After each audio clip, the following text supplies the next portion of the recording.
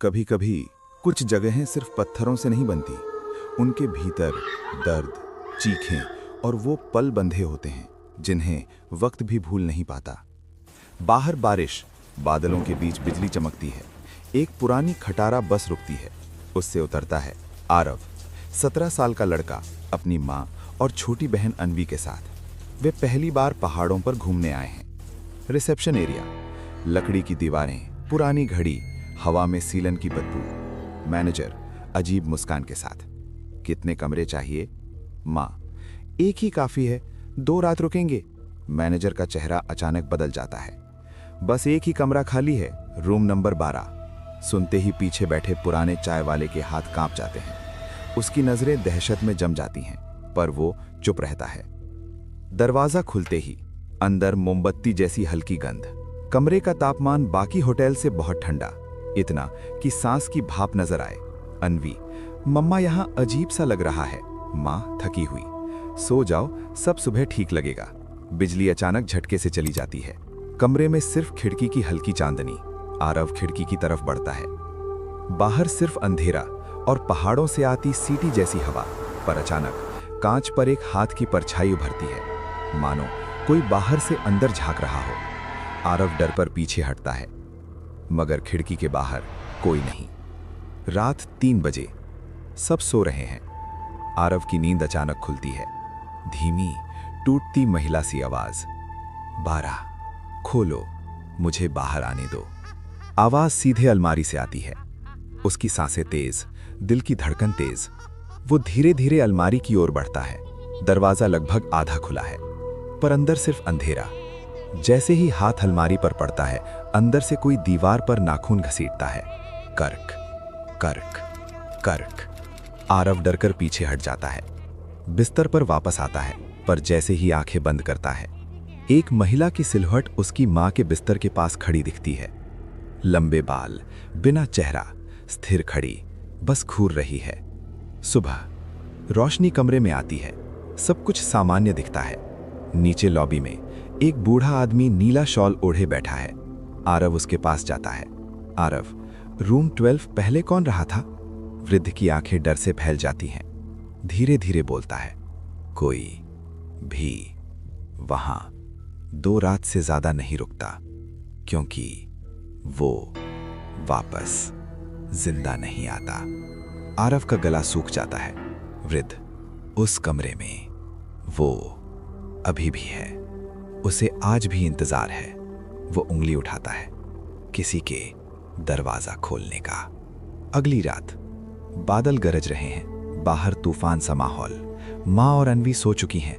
आरव के मन में दिन में बुजुर्ग की बातें गूंज रही हैं। वो इंतजार कर रही है दरवाजा खोलने का। अचानक कमरे की घड़ी खुद ब खुद चलने लगती है। उसकी सुई टिक टिक नहीं, बल्कि धप धप दिल जैसी आवाज में चलती है। 12:03, 12:04, 12:05। और फिर जैसे किसी ने सुई रोक दी, कमरे की हवा जमने लगती है। भाप सी सांसें नजर आती हैं, धीमी सरसराती फुसफसाहट। आरव, दरवाजा खोलो। आरव डरकर उठ जाता है। किस दरवाजे की बात है? अलमारी या कमरा या बाथरूम का टूटा दरवाजा? हल्की ठक ठक, जैसे अंदर कोई उंगलियां चला रहा हो। आरव डरते डरते पास जाता है, दरवाजे पर कान रखता है। अचानक अंदर से एक बच्चा रोने की आवाज आती है, दबी दबी, मदद मांगती हुई। मुझे बाहर निकालो प्लीज, मैं बहुत अंधेरे में हूं। आरव का दिल धड़क जाता है। वो कांपते हाथों से कुंडी पकड़ता है, पर तभी पीछे से अनवी का हाथ उसके कंधे पर। भैया, तुम किससे बात कर रहे थे? आरव पलटकर देखता है। अनवी वहीं उसके पास खड़ी, मगर बाथरूम के पारदर्शी शीशे में दिखाई देता है। अनवी अभी भी बिस्तर पर सो रही है। जिसने कंधे पर हाथ रखा वो अनवी थी ही नहीं। आरव चीख भी नहीं पाता, बस पीछे हटकर बाथरूम का दरवाजा धक्का मारकर बंद कर देता है। अचानक कमरे की दीवारें सांस लेने लगती हैं, जैसे कोई अंदर धड़क रहा हो। चौक जैसा सफेद पाउडर गिरता है और दीवार पर एक लाइन खुद बन जाती है, रूम 12, वापस कोई नहीं लौटता। फिर नीचे एक नाम खुदता है, मायरा। आरव घबरा कर पूछता है, मायरा कौन? रूम 12 में क्या हुआ था? और उसी क्षण दीवार से एक महिला की हंसी गूंजती है, खोखली, खाली, दर्द से सनी हुई। आरव भागकर नीचे जाता है, पर लॉबी बिल्कुल खाली। रिसेप्शन की कुर्सी उल्टी पड़ी है। दीवार की घड़ी 3 बजे पर अटक गई है। अचानक वही बुजुर्ग आदमी कोने में दिखता है, पर अब उसकी आंखें सफेद, निस्तेज, जैसे वो इंसान नहीं, एक खोल बचा हो। आरव, मायरा कौन है? रूम 12 में क्या हुआ था? बुजुर्ग की टूटती आवाज। उस कमरे में एक परिवार आया था कई साल पहले, पति, पत्नी और उनकी बेटी। रात को उस कमरे से सिर्फ बेटी की चीख निकली। सुबह दरवाजा खोला तो कमरे में कोई नहीं था, सिर्फ दीवार पर खून से लिखा नाम मिला, मायरा। और तभी से वो हर बच्चे की आवाज बनकर पुकारती है ताकि कोई दरवाजा फिर खोले। सुबह होते होते माँ की आंखों के नीचे काले घेरे, जैसे वो पूरी रात सोई नहीं। माँ फुसफुसाती है, आरव, रात को कमरे में कोई था, मेरे बालों को कोई पकड़कर खींच रहा था, पर तुम दोनों गहरी नींद में थे। आरव कुछ बोलता, तभी अन्वी बोल उठती है, मम्मा, कल रात एक आंटी आई थी। उसने कहा, अन्वी, मेरे साथ चलो, मैं तुम्हारी नई मम्मा बनूंगी। माँ और आरव के चेहरे पर खून सूख जाता है, पर मैनेजर कहता है, रूम 12 में 2 रात पूरी करना। अब बस आखिरी रात बची है, तुम लोग कहीं नहीं जा सकते।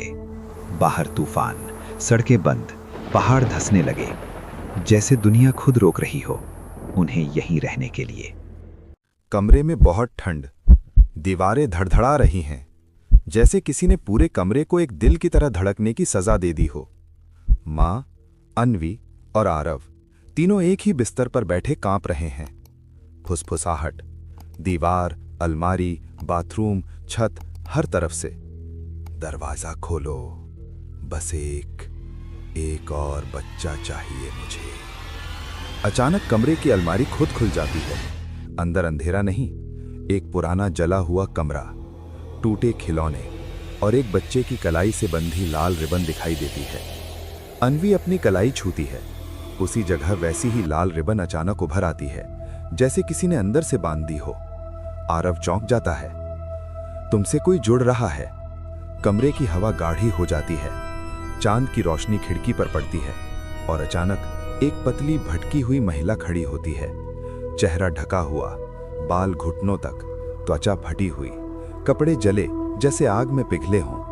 वो अन्वी के सामने बैठती है, धीमे हाथ बढ़ाती है। तुम भी मेरी बेटी बनोगी? मैं अकेली हूं, मुझे कोई चाहिए। उसकी आवाज टूटी हुई, दर्द से भरी, लेकिन खतरनाक रूप से खाली।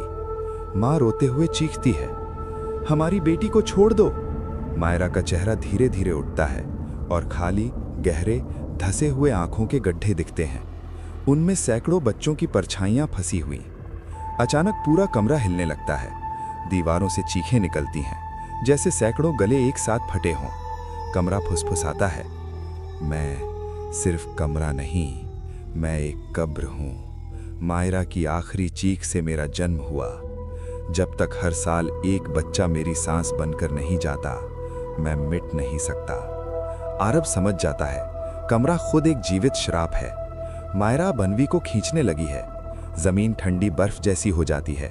अन्वी की आवाज फंस जाती है, वो बोल भी नहीं पा रही। आरव चीखकर माँ को पकड़ता है, माँ, हमें कुछ करना होगा। माँ रोती हुई, अगर उसे अन्वी मिल गई तो वो कभी जाएंगी नहीं। आरव की आंखों में आंसू, वो कांपती आवाज में कहता है, अगर किसी को जाना ही है तो मैं जाऊंगा। वो मायरा के सामने खड़ा हो जाता है, उसे छोड़ दो, मुझे ले जाओ। मायरा ठहर जाती है, धीमी मुस्कान उसके आधे जले चेहरे पर फैलती है। तुम बहादुर हो, तुम बेहतर हो, तुम मेरे लायक हो। वो हाथ बढ़ाती है, आरव के कंधे को छूते ही उसकी सांसें धीमी पड़ने लगती हैं। अन्वी रोते हुए चीखने की कोशिश करती है, पर आवाज नहीं निकलती। माँ फूट फूट कर रो रही है। जैसे ही मायरा आरव को खींचती है, दरवाजा अचानक खुल जाता है। होटल लॉबी में वही बुजुर्ग खड़ा, अब सामान्य, आंखें इंसानी। वो कांपते हुए बोलता है, रुको, ये तीनों पहले से ही मर चुके हैं। माँ, आरव, अन्वी धीरे धीरे अपने हाथों को देखते हैं। त्वचा धुंधली, सांसें नहीं, दिल की धड़कन शून्य। बुजुर्ग कहता है, तुम लोग करीब 1 साल पहले यहाँ आए थे और पहली ही रात इस कमरे ने तुम तीनों को ले लिया था। आज तक तुम बस कैद थे, अपनी मौत को मानने से इनकार करते हुए। आरव कांपता है। तो हम बुजुर्ग धीरे से कहता है, अब बस तुम्हारी आत्मा को स्वीकार करना है और इस कमरे से मुक्त होना है। मायरा पीछे हटने लगती है। उसके चेहरे पर पहली बार डर उभरता है।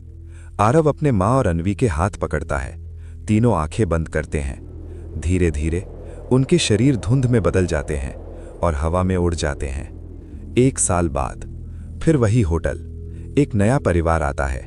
2 बच्चे एक कमरा मांगते हैं। मैनेजर मुस्कुराकर चाबी देता है। रूम नंबर 12 बस यही खाली है। और जैसे ही वो ऊपर जाते हैं, चाबी के पीछे ब्लर कांच में आरव की परछाई खड़ी दिखती है। उसकी आंखें अब मायरा जैसी गहरी और खाली, और उसकी फुसफुसाहट धीरे से सुनाई देती है, अब मेरी बारी है।